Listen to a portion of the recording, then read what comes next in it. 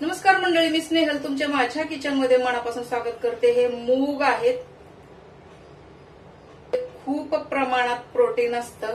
यापासून आपल्याला एक पारंपरिक रेसिपी बनवायची आहे आणि ती काय आहे आपण बघायचं आहे। सर्वात आधी आपण याचं पीठ करावं लागेल। तर हे पीठ कसं करायचं, तुम्ही चक्की मधून दळून आणा किंवा चांगल्या क्वालिटीचं मिक्सर घरी असेल तर त्यामध्ये पण होऊ शकतं। चला, तर याचं पीठ बनवून आणलेलं आहे। पुढचं प्रोसेस आपण करायचं आहे।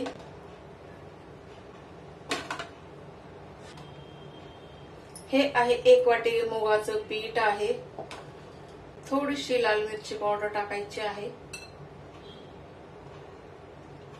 चवीप्रमाणे मीठ टाकायचं आहे। थोडीशी हळदी टाकायची आहे। हे आपण छान मिक्स करून घ्यायचं आहे। 1 चम्मच एवढं तेल आपण यामध्ये टाकायचं आहे। हे आपण छान मिक्स करून घ्यायचं आहे। मिक्स केल्याच्या नंतर यामध्ये आपण थोडं थोडं करून पाणी टाकायचं आहे। आपल्याला घट्ट असं पुरीप्रमाणे पीठ याचं मळायचं आहे। ही पारंपरिक रेसिपी आहे, सर्वांना फार आवडेल जर तुम्ही केली। थोडं थोडं करून आपण पाणी टाकून याचा घट्ट असा डो बनवायचा आहे किंवा घट्ट असं पीठ मळून घ्यायचं आहे। मळल्याच्या नंतर भेटूया आपण। यामध्ये जास्त पाण्याची आवश्यकता नाही पडत। चला, छान असं पीठ मळून घेतलेलं आहे। आपण आता हे झाकण लावून ठेवायचं आहे। हे सर्व साहित्य तयारच केलेलं आहे, फक्त हे आपण अद्रक लसूण वाटून घेऊया। पॅन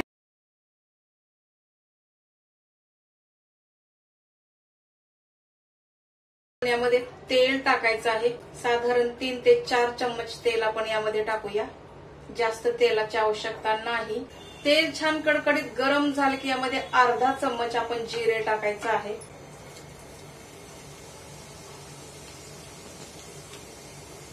थोडंसं हिंग टाकायचं आहे।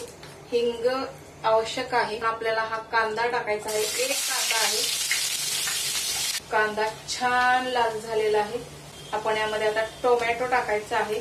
2 टोमॅटो आहेत। मीठ टाकून टोमॅटो आपण सॉफ्ट करून घ्यायचा आहे। टोमॅटो ऑलमोस्ट सॉफ्ट झालेला आहे। यामध्ये आपण काय करायचं, अद्रक लसूणची पेस्ट टाकायची आहे। पेस्ट म्हणता येणार नाही, मी जाडसर वाटलेला आहे। सून होता थोडीशी अद्रक, 30 सेकंद फिरवा, जास्त फिरवण्याची आवश्यकता नाही। थोडीशी खुशबू आली की झालं। मग हे प्रोसेस आपण मीडियम हीट वरती करायचं आहे। हाय गॅस केला तर हे करपू शकतं किंवा खाली लागू शकतं, याची पण काळजी आपल्याला घ्यायची आहे। छान खुशबू येत आहे। आपण यामध्ये आता बाकीचे मसाले ऍड करायचे आहेत। ते काय आहे तर चला, ही साध्या आणि सोप्या आणि सिंपल रेसिपी आहे। यामध्ये जास्त मसाल्याची आवश्यकता नाही। मी गावी गेल्यानंतर माझ्या आईनं हा पदार्थ बनवला होता, तर मी तुम्हाला हा पदार्थ यासाठीच बनवून दाखवत आहे की ही पारंपरिक रेसिपी आहे। किती तिखट खाऊ शकता त्याप्रमाणे करावी। ही लवंगी लाल मिरची आहे, तिखट असते। ही कलर साठी काश्मीरी लाल मिरची आपल्याला टाकायची आहे, अर्धा चमच।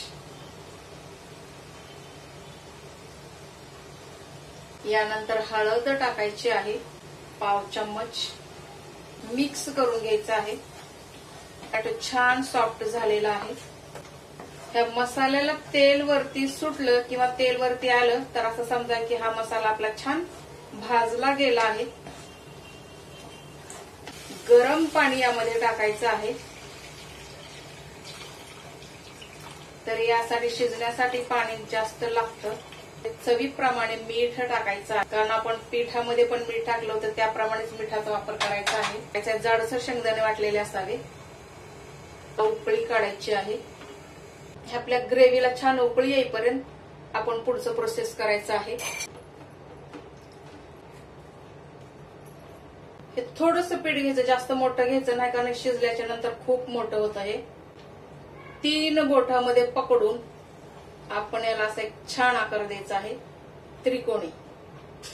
अशी गोल गोळी करायची, 3 बोटामध्ये असं पकडायचं आहे।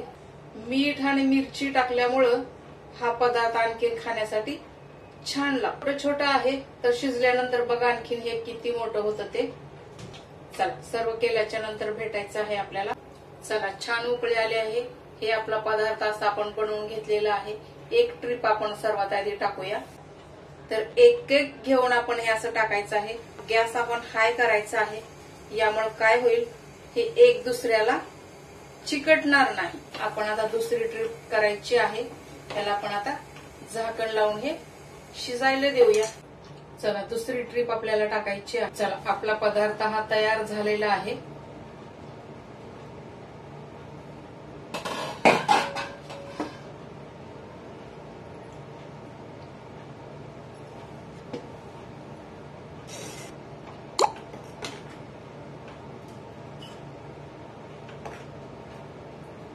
शिजलं का ते चेक करण्यासाठी